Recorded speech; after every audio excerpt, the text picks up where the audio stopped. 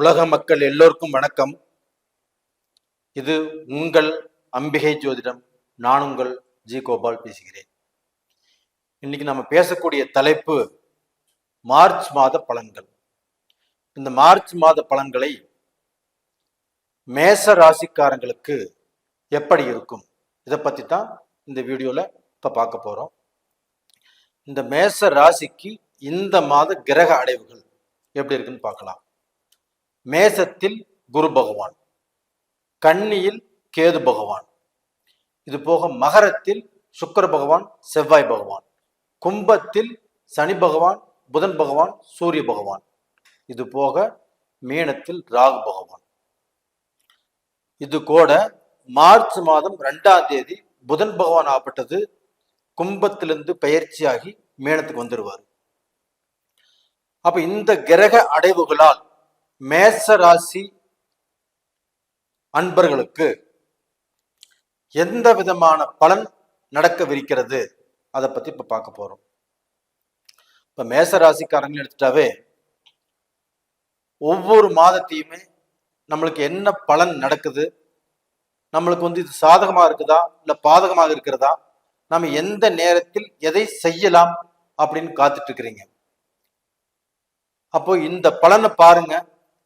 உங்களுக்கு இந்த மாதமாகப்பட்டது ஒரு மகத்துவம் நிறைந்த மாதமாக இருக்கிறது. ஏன்னா உங்களுக்கு அந்த செவ்வாய் பகவான் உங்களுடைய ராசியுடைய அதிபதி. அப்ப செவ்வாய் பகவான் ஆப்பட்டது மேசத்துக்கும் விருச்சிகத்துக்கும் அதிபதியான கிரகம் மகரத்துல உச்ச பலம் பெறுகிறார். இது ஒண்ணு போதுங்க. நீங்க கண்டிப்பாக உங்களுடைய வாழ்க்கையில இதற்கு முன்னாள் நீங்க எப்படி வாழ்ந்தீங்களோ அது எனக்கு தெரியாது. இப்ப இந்த இந்த மார்ச் மாதத்தில் அந்த செவ்வாய் பகவான் உச்ச நிலை அடைந்திருப்பதால் இந்த மாதத்துல நீங்கள் எந்த காரியத்திலும் தோல்விகளை சந்திக்க மாட்டீங்க. பிசினஸோ வியாபாரமோ தொழிலோ எதை தொட்டாலும் பொன்னாகக்கூடிய நேரம். அப்போ உங்களுடைய தொழில் விருத்தி அடையும். காரணம் உங்களுடைய ராசிக்கு 10ஆம் இடத்துல அந்த செவ்வாய் பகவான் உச்சம். 10ஆம் இடம் என்பது உங்களுக்கு தொழில் ஸ்தானம். அப்ப அந்த தொழிலை நம்பித்தான் நீங்க உட்கார்ந்துருக்கிறீங்க. மேசராசி நேயர்களே, நீங்க உங்களுடைய வாழ்க்கையில கடந்த காலங்கள்ல பாதிக்கப்பட்ட ஒரே விஷயம் தொழில். அந்த தொழில் மூலியமாக நிறைய பேர் ஆப்பட்டது.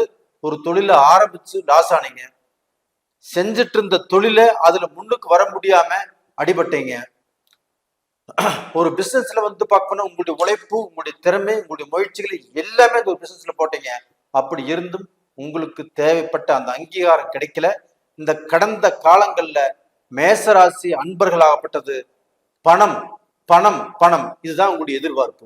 அப்ப அந்த பணம் உங்களுடைய கைக்கு கிடைக்காமல் நீங்கள் தொட்டதெல்லாமே விரயங்களாகி நஷ்டங்களாகி எதிலுமே ஒரு திருப்தி அடைய முடியாத சூழ்நிலை தான் உருவாயிருக்குது.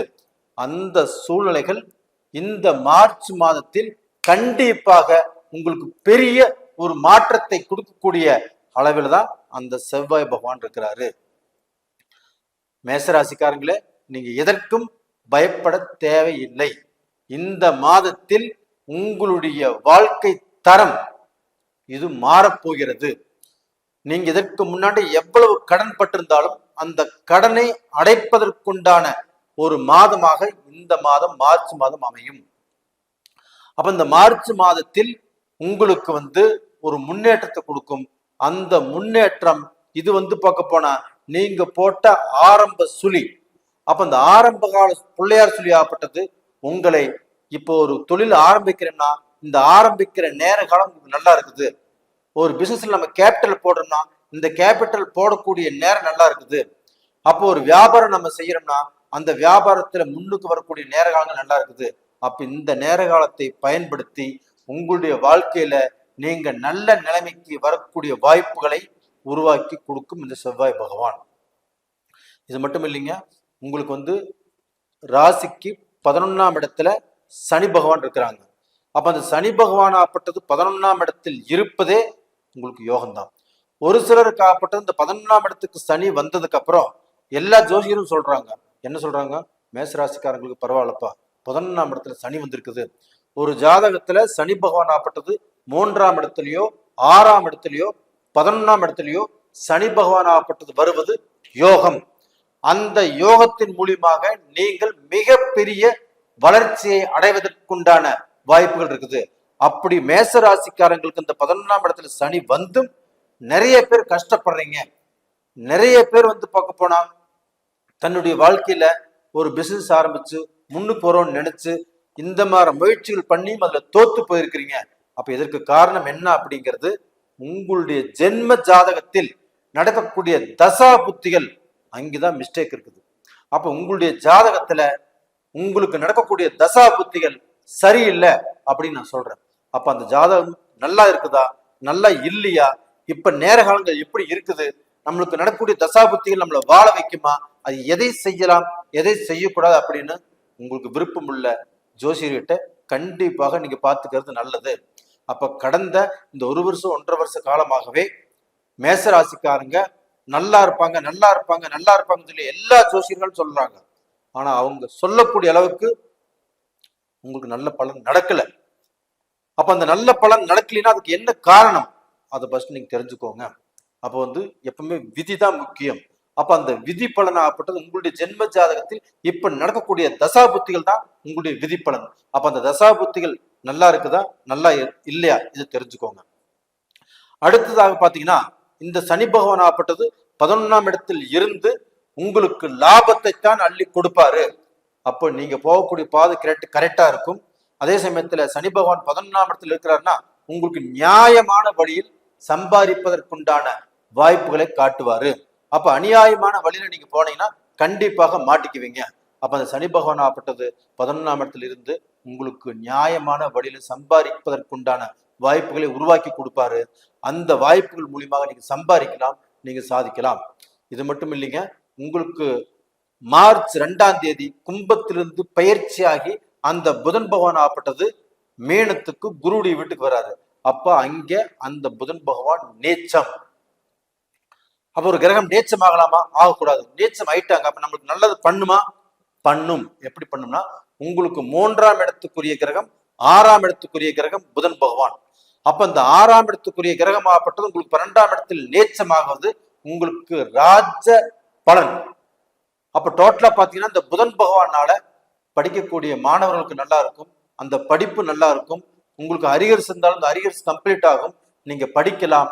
அதே சமயத்துல நீங்க என்ன படிச்சிருக்கீங்களோ அதுக்கு தகுந்த காலேஜுங்கிறது நீங்க சேர்றதுக்கு உண்டான வாய்ப்புகள் கிடைக்கும். நீங்க என்ன படிக்கணும்னு ஆசைப்படுறீங்களோ அதை படிக்கலாம். இது போக பாத்தீங்கன்னா உங்களுக்கு மேசராசிக்கு 12ஆம் இடத்துல ராகு இருக்கிறாங்க. அப்ப இந்த ராகு பகவான் ஆகப்பட்டது உங்களுக்கு விரயத்தை கொடுப்பாங்க. அப்போ உங்களுக்கு ஆசைகளை தூண்டி விடுவாங்க. தவறான பாதையில போய் சம்பாதிப்பதற்குண்டான வழிவகைகளை அந்த ஆசைகளை இந்த ராகு பகவான் தூண்டுவாரு.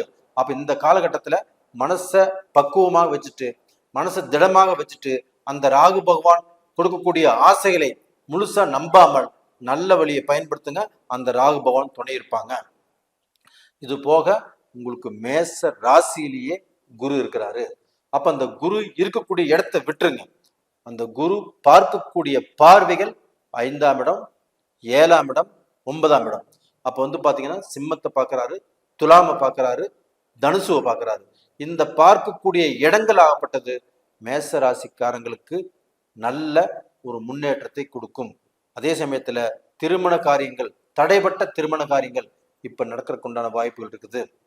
அதே சமயத்துல தடைப்பட்ட புத்திர பாக்கியம், உங்களுக்கு 5 வருஷமா குழந்தை இல்லை, 10 வருஷமா குழந்தை இல்லை, 3 வருஷமா குழந்தை இல்லை அப்படின்னா இந்த காலகட்டத்துல இந்த புத்திர பாக்கியம் ஆகப்பட்டது உங்களுக்கு கிடைக்கக்கூடிய வாய்ப்புகள் இருக்குது.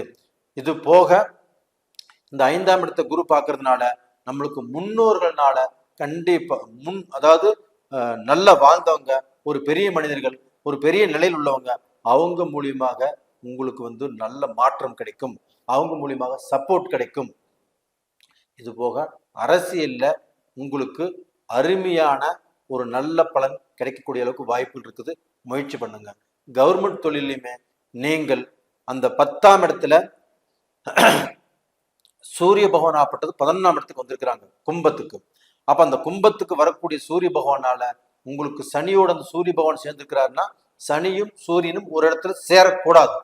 அது எங்க சேரக்கூடாது அப்படின்னா இந்த 12 கட்டங்கள்ல சனியுடைய வீட்டுல சனியும் சூரியனும் சேரலாம்.